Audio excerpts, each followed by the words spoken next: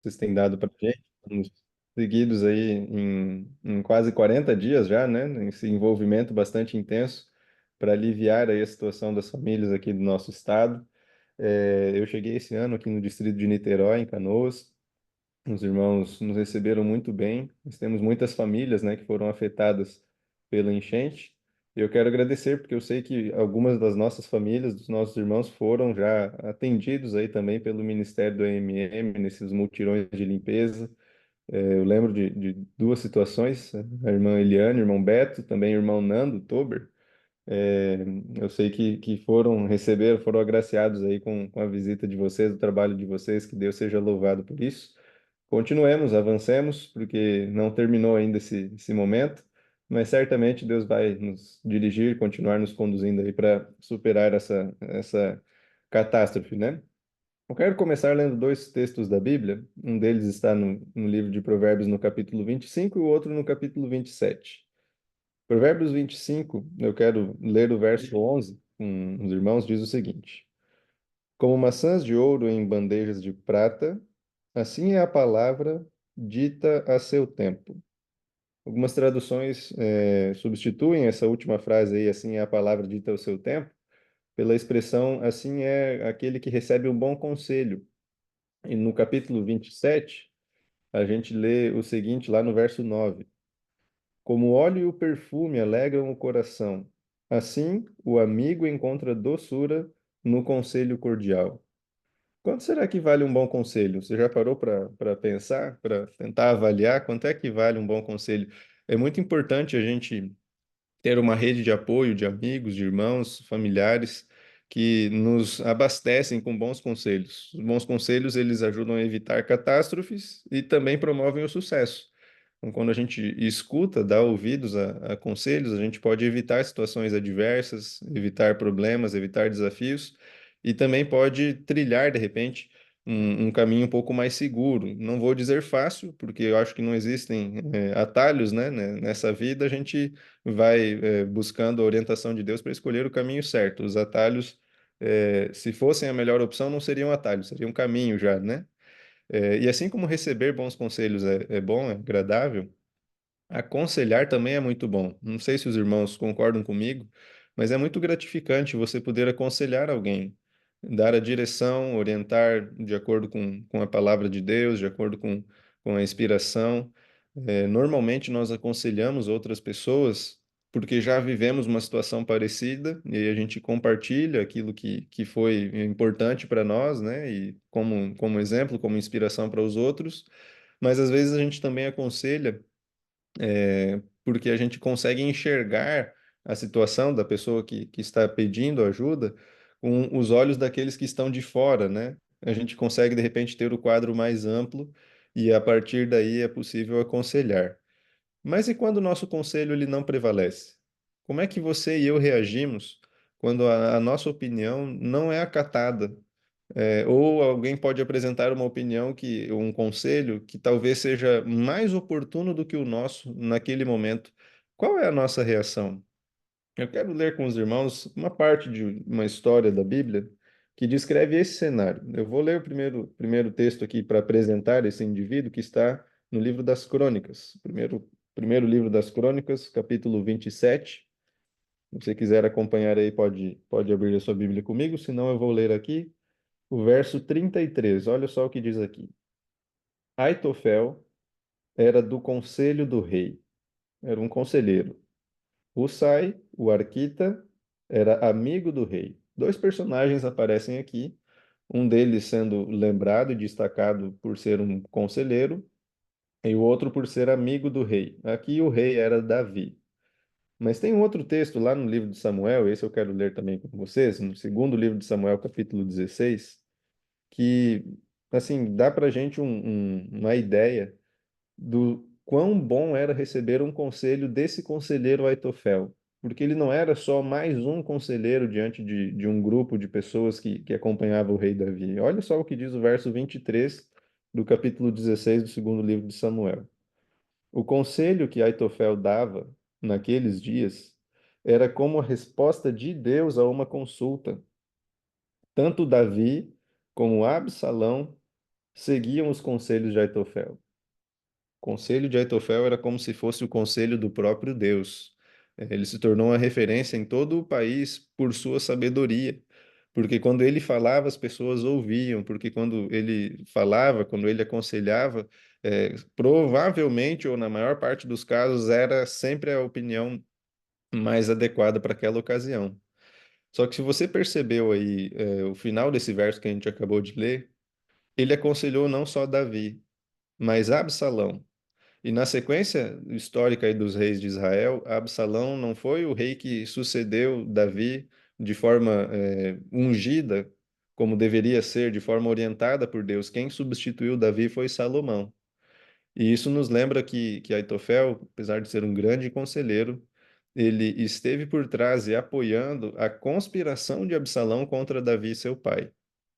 E às vezes a gente fica se perguntando, né, por que que será que ele fez isso? Se era alguém assim sábio, alguém que tinha um tino para aconselhar de forma tão bonita, de forma tão aceitável por outras pessoas, como é que ele se juntou diretamente com aquele que estava se levantando contra o ungido do Senhor, Absalão, que se levantou contra o seu próprio pai?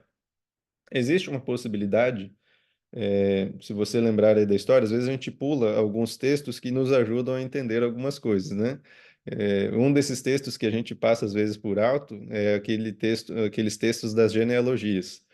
Fulano foi pai de Ciclano, que foi pai de Beltrano, e por aí vai, a lista toda. E se a gente desse uma olhadinha, não vamos fazer isso agora, mas você pode anotar aí para depois ver a referência, no capítulo 23 de 2 Samuel, no verso 34 diz que esse Aitofel, esse grande conselheiro, ele foi pai de um homem chamado Eliã. Eliã era um dos grandes soldados dos valentes de Davi, que aparecem lá nessa lista. E se você voltar para o capítulo 11 de 2 Samuel, você vai ver que esse Eliã foi pai de uma garotinha que, quando cresceu, se tornou uma linda mulher, e o nome dela era Batseba. E aí a gente começa a fazer uma conexão da história de Aitofel com Davi. Aitofel era avô de Batseba. E não resta dúvidas de que ele não estava nada satisfeito com o comportamento de Davi, que não foi um comportamento assertivo, é verdade, ele errou e reconheceu isso quando o profeta foi lá visitá-lo, mas talvez, e agora o talvez é a conjectura aqui do pastor, assim diz o pastor e não o Senhor, né? Mas talvez Aitofel ele guardava no seu coração diversas mágoas e rancores pela atitude de Davi. Esse pode ser um dos motivos pelos quais ele adere à conspiração de Absalão. Isso me faz pensar em algo que é interessante, abrindo um parênteses também, porque às vezes isso chega perto da gente também. Nós temos a tendência de querer assumir o juízo, o julgamento, fazer justiça com as próprias mãos. Eu não sei se você já ouviu essa frase, eu ouvi algumas vezes já. Não? Comigo é preto no branco, comigo é assim mesmo, bateu, levou, e a gente às vezes entra nesse tipo de postura e esquece que o juízo ele pertence ao Senhor. Eu não estou dizendo com isso que nós permanecemos assim indiferentes ao sofrimento, que nós gostamos de sofrer ou ver os nossos queridos sofrendo e nós vamos ficar sem fazer nada. Paulo ele resume essa ideia dizendo o seguinte: nós não podemos nos deixar vencer do mal, mas a única forma de vencer o mal é com o bem, é o que diz Romanos 12. E confiar na justiça de Deus, porque a justiça de Deus é a única que é completa e perfeita. A nossa justiça como ser humano, ela é parcial, ela é limitada, ela não consegue abranger todos os detalhes, ela é passional e às vezes motivada pela vingança. Aitofel ele desprezou isso, mas ainda assim era um grande conselheiro que chamava a atenção não só de Davi, mas depois de Absalão, nesse momento de rebelião, de revolta por parte desse jovem que estava aspirando aí o trono de rei. E é tão interessante que nesse momento da história, quando Davi ele descobre que Aitofel estava aconselhando Absalão, ele faz um pedido a Deus. Eu vou ler esse verso no capítulo 15, agora de 2 Samuel, verso 31. Olha só o que diz aqui. Então contaram a Davi que Aitofel estava entre os que conspiravam com Absalão. Por isso Davi orou, dizendo: Ó Senhor, peço-te que transformes em loucura os conselhos de Aitofel. Esse homem ele era tão sábio, tão inteligente, que Davi ele fica desesperado quando ele percebe que Aitofel estava do lado de Absalão. Ele faz uma oração, Senhor, por favor, que os conselhos dele sejam transformados aí em conselhos ruins, porque senão nós temos grande chance de experimentar um fracasso consequentemente, a morte também, porque Aitofel era alguém muito inteligente. Mas lembra que eu falei no início que é muito legal, assim, quando a gente tem a oportunidade de aconselhar e ser reconhecido, olha, obrigado por aquele conselho que você me deu, foi muito útil, foi muito oportuno. O problema é que, às vezes, nós assumimos ou recebemos a glória, né, o reconhecimento, o louvor, quando nós não temos direito a isso. Nós não precisamos ou não devemos receber a glória por aquilo que não temos, por aquilo que não somos e nem por aquilo que não fizemos. E esse é um detalhe interessante também. Algumas pessoas elas têm dificuldade com lidar com elogios. Eu não sou contra o elogio. Aliás, eu acho que é interessante ter esse reconhecimento. Mas uma dica, um conselho que eu posso dar para os irmãos que uma vez recebi, e achei muito oportuno, é nós sempre valorizarmos a Deus por aquilo que Ele faz através das pessoas. Por exemplo, se você ouve alguém que canta muito bem, uma voz muito bonita, você pode louvar o nome de Deus ao reconhecer isso para a pessoa, dizendo o seguinte: Deus seja louvado pela música que você cantou hoje. A glória de Deus, Deus usou você. Se você ouvir uma boa mensagem, um bom sermão, Deus seja louvado por aquilo que ouvimos hoje da sua palavra. A glória, ela é sempre de Deus. E a sabedoria é um dos dons que Deus dá ao ser humano. E o risco que nós corremos muitas vezes quando aconselhamos outras pessoas ou quando a nossa opinião ela é acatada frequentemente, é a gente achar, perdão, que é por causa do nosso esforço, do nosso mérito, que as coisas estão acontecendo. Isso foi com Aitofel uma realidade também. Isso vai subindo para a cabeça ao ponto de a pessoa achar que ela é infalível.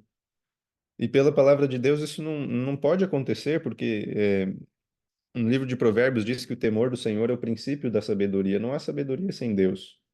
Aitofel não tinha nada nele de bom que desse condições de desenvolver o reino, a nação, o que quer que fosse. Se nós precisamos de sabedoria, a Bíblia diz que nós precisamos pedir a Deus, é o que diz Tiago, capítulo 1. É Deus quem nos dá sabedoria. E Jeremias ele completa a ideia dizendo que nós não devemos nos gloriar na inteligência ou na sabedoria. Nós devemos ficar felizes pela oportunidade de conhecer o Senhor, porque Deus é a fonte de toda sabedoria. O homem é a fonte de muitas loucuras, de ideias que, com o passar dos anos, temos visto e sido testemunhas, só trazem dor e sofrimento. E eu digo isso porque quando a gente olha para os conselhos de Aitofel para Absalão, nós vamos ver dois deles aqui agora de forma resumida. A gente percebe o seguinte: longe de Deus, ainda que pareça ser um conselho sábio, um conselho inteligente, a gente percebe também a atuação do próprio inimigo. O primeiro conselho que Aitofel dá a Absalão, que é registrado aí na história, está no capítulo 16. Eu não vou ler agora, mas a partir do verso 21, onde ele incentiva Absalão a ter relações com as 10 concubinas de Davi que ficaram para cuidar do palácio. Desculpa. E ele foi incentivado a fazer isso à vista de todo o povo, à luz do dia. E foi o que fizeram, montaram uma barraca no terraço do palácio e ele cometeu essa atrocidade diante dos olhos de todos. Por que que Aitofel aconselhou? Quando eu e você ouvimos esse conselho, a gente percebe, nossa, mas que loucura, que absurdo, que insanidade, porque graças a Deus nós temos tido a oportunidade de olhar para a Bíblia e experimentar o temor do Senhor. Realmente isso é um absurdo. Mas para quem confia na sua glória, na sua sabedoria, o que Aitofel estava dizendo é o seguinte: Absalão, a revolta que você está levantando e eu contigo, ela é séria e não tem como voltar atrás. Você precisa mostrar para aqueles que estão seguindo você que você despreza o seu pai e que você está acima dele. Você precisa tomar essa atitude. Para quem não tem o temor do Senhor, isso é um excelente conselho. Nossa, é verdade, eu tenho que confirmar a minha força, o meu poder, mostrar quem é que manda. Só que aqui a gente já percebe que a sabedoria do homem, sem a influência de Deus, do seu Santo Espírito, ela não dá certo. Abrindo um outro parênteses aqui, eu já vou fechar esse também. Davi, nesse momento, tinha fugido de Jerusalém. Ele estava colhendo alguns frutos bastante amargos de decisões erradas que ele tomou ao longo da sua vida e vivendo também uma profecia, porque o capítulo 12 de 2 Samuel diz que esse cenário que Absalão concretizou, ele foi previsto por Deus. Não que Deus desejou que isso acontecesse. Deus não envia nada que é ruim. Ele não está por trás de nada que é ruim. Mas Deus sabia que isso iria acontecer. E, inclusive, essa tragédia envolvendo todas essas pessoas, essas mulheres também, foi prevista por Deus lá no capítulo 12. Nós temos consequências daquilo que nós escolhemos. E quando a gente percebe que o conselho de Aitofel ele envolvia essa revolta sem retorno, isso é um eco também da rebelião de Satanás. Nós sabemos disso quando estudamos aí a história da origem do mal. Ele olha para os seus seguidores, colegas, anjos, e diz: Olha, o que nós fizemos não tem mais como consertar. Nós fomos longe demais e Deus não vai nos receber. Esse é um conselho diabólico que muita gente dá ouvidos ainda hoje. Deus não nos ama mais, Deus não vai te receber, você errou demais. E mais ou menos foi esse o conselho de Aitofel, pelo menos o primeiro. E o segundo conselho, eu quero ler esse no capítulo 17, que ele dá para Absalão, é o seguinte. No verso 1, depois Aitofel disse a Absalão, deixa-me escolher 12.000 homens. Eu me disporei e perseguirei Davi esta noite. Vou surpreendê-lo enquanto ele está cansado e desanimado. Farei com que entre em pânico e todo o povo que está com ele fugirá.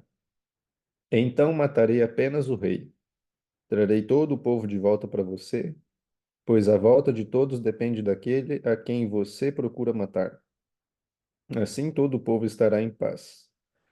Este parecer agradou a Absalão e a todos os anciãos de Israel. Segundo o conselho de Aitofel para Absalão foi: Nós precisamos matar o rei Davi. Ele, Aitofel, de acordo com o texto, iria, e qual que é a estratégia? Liderar 12.000 homens numa investida, num ataque noturno e repentino naquela mesma noite contra Davi e os que fugiram com ele, que eram mais ou menos 3.000 homens. De novo, usando a lógica do ser humano, essa parece uma excelente estratégia em termos militares. 12.000 contra 3.000, um ataque surpresa, não tem erro. Mas, de novo, esse conselho, apesar de parecer lógico e sábio aos olhos humanos, não tinha o temor do Senhor. E aí começa o momento onde também existe uma lição importante para nós, que é o verso 7.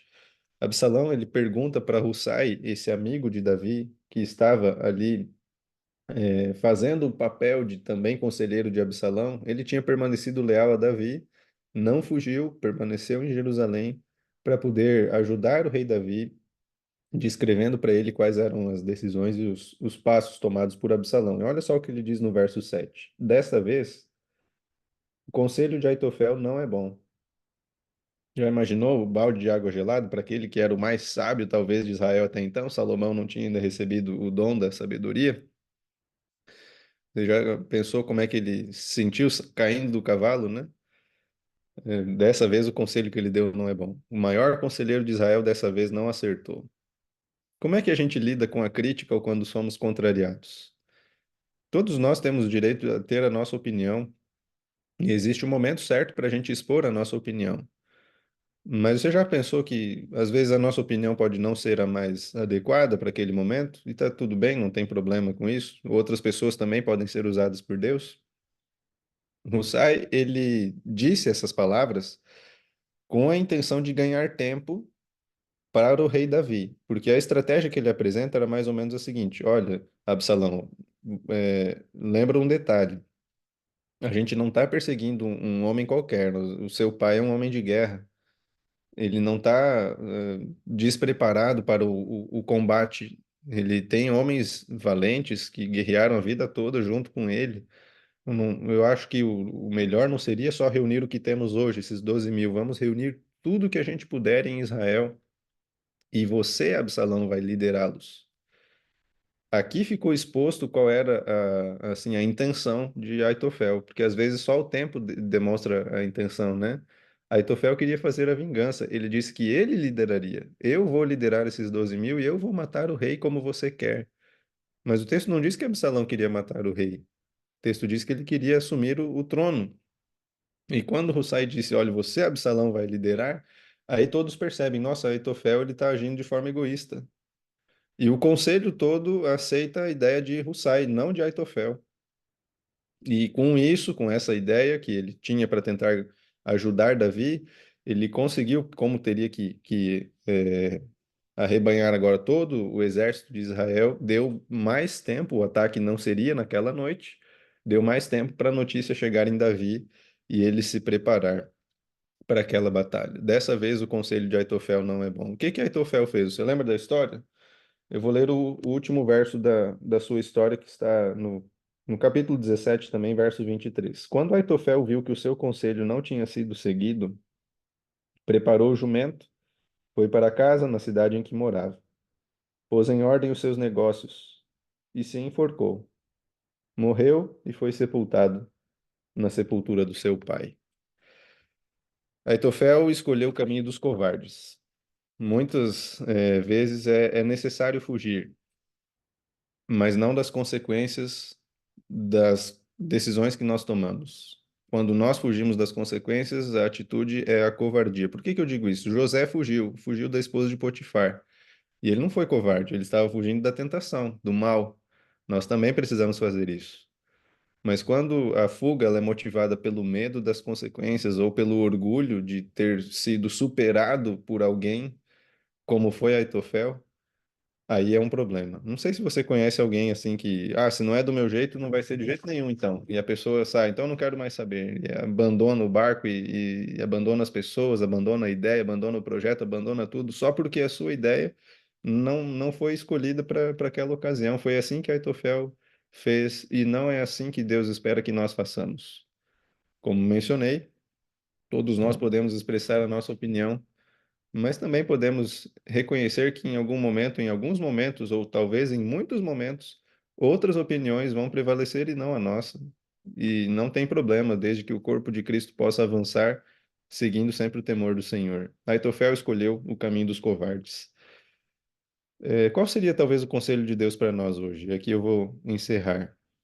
É bom recebermos conselhos, é bom darmos conselhos. É importante reconhecer que nem sempre o nosso conselho vai ser acatado, nem sempre vai ser a melhor opção. Mas e o conselho de Deus? Será que Deus teria um conselho para nós hoje?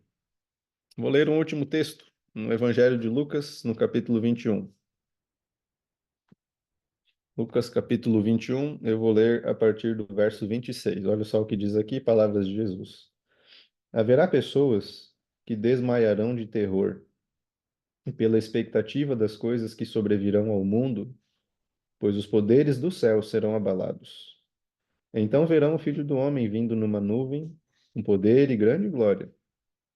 Ora, quando estas coisas começarem a acontecer, e aqui vem o conselho, levantem-se e fiquem de cabeça erguida, porque a redenção de vocês se aproxima.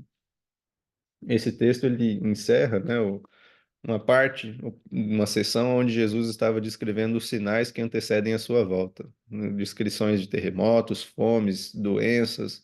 Podemos acrescentar aqui as inundações também, as enchentes. Quando tudo isso começa a acontecer, muitas pessoas se desesperam. Muitas pessoas elas desmaiam de pavor. E a gente vê esse cenário. Não estou aqui julgando, porque todos nós, quando nos deparamos com essa situação, a gente percebe que é devastador, é muito triste realmente. Pessoas perderam tudo, e alguns inclusive a vida. Mas nós sabemos como é que termina essa história. É só você fazer um lembrete muito rápido aí na história lá da estátua de Daniel, capítulo 2 da profecia.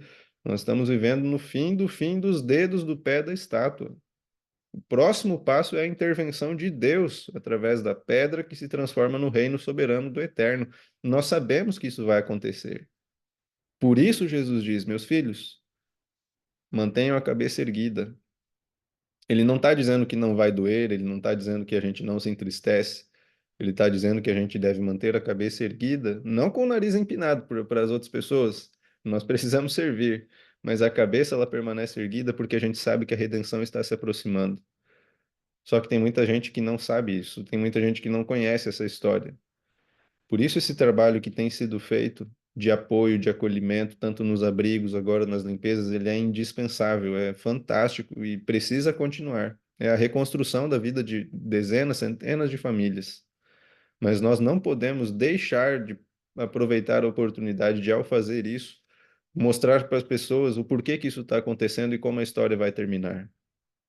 Nós podemos dar esse conselho. Olha, posso, por favor, lhe dizer por que está acontecendo isso, de acordo com a Bíblia? Eu creio que muita gente não está também interessada para ouvir, mas sem dúvida alguma, muitas pessoas estão em dúvida. Elas não sabem por que que isso está acontecendo e não sabem para onde ir. Mas o conselho de Cristo para nós hoje é, meus filhos, mantenham a cabeça erguida, fiquem em pé e fiquem felizes, porque a redenção de vocês está próxima. Que Deus nos ajude a honrarmos esse conselho e a seguirmos esse conselho. Ao compartilharmos ações de solidariedade e de amor, e eu sei que isso vai acontecer hoje mais uma vez com o grupo aí do AMM, como conosco também, na igreja e após nas ações depois do culto, mas que a gente saia de cabeça erguida para mostrar para as pessoas o porquê que isso está acontecendo e como a história vai terminar.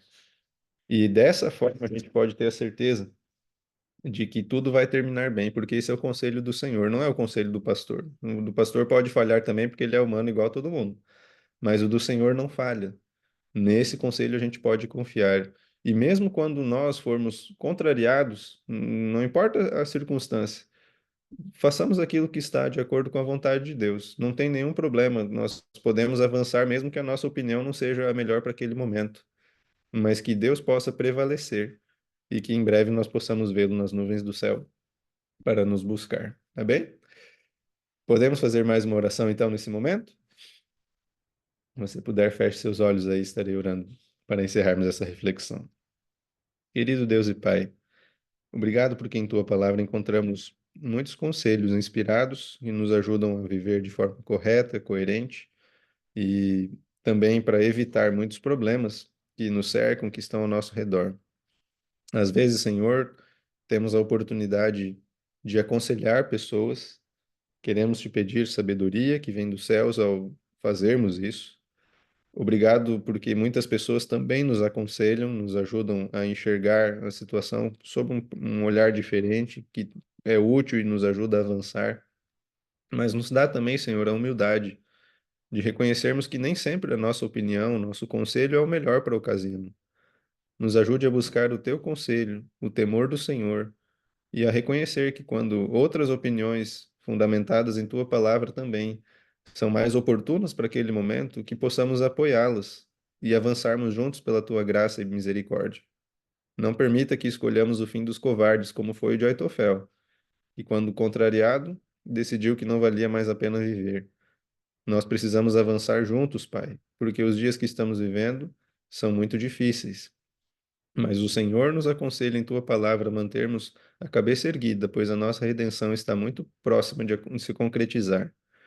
Que o Senhor nos ajude a compartilhar isso com outras pessoas, que outras pessoas também possam enxergar o teu conselho e que estejamos preparados para a tua volta. Abençoe este grupo que sai para a missão no dia de hoje. Proteja-os e nos acompanhe em nome de Jesus. Amém, Pai. Amém. Muito bem, gente. Uma alegria ter estado aqui com vocês. Deus nos abençoe aí neste sábado. Muito obrigado, pastor. Seguindo o seu conselho, Deus usou o senhor nesse sermão, nessa meditação. Que Deus continue abençoando, possa cada vez mais usá-lo na missão. E eu vou tirar a fotinho, né? Que a gente tem todos